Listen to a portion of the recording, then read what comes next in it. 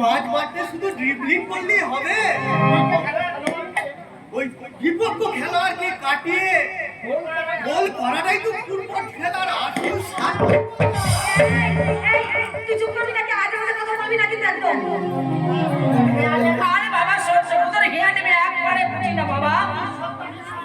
ও মা, তুমি কিন্তু ছোটটাকে সাবধান করে দাও, নাহলে কিন্তু আমি কিন্তু সবকিছু বলে দেবো।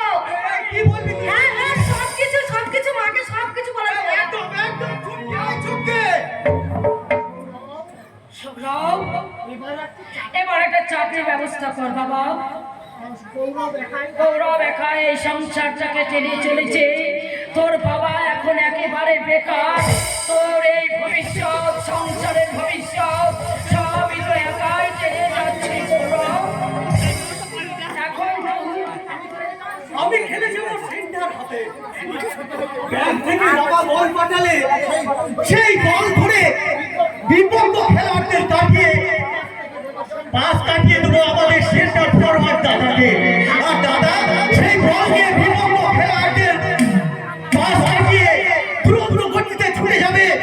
যত দুঃখ দারিদ্র অবজ্ঞার অবহেলাকে পেছনে ফেলে সৌরভ,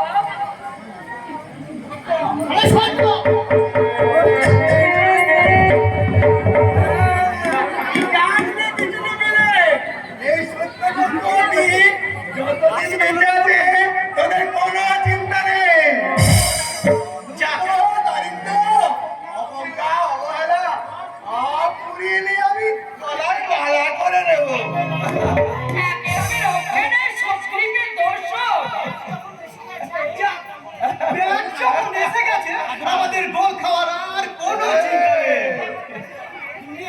মা, ও মা, তুমি এখন এই বাঁশি বাজিয়ে হাত টাইম দাও মা। কারণ তোমার এই মারাদোনা চাইনিজ খানা পেনা এক বাটি ডাল আর রুটি খানা কম নয়, হতে হবে মারাদোনা।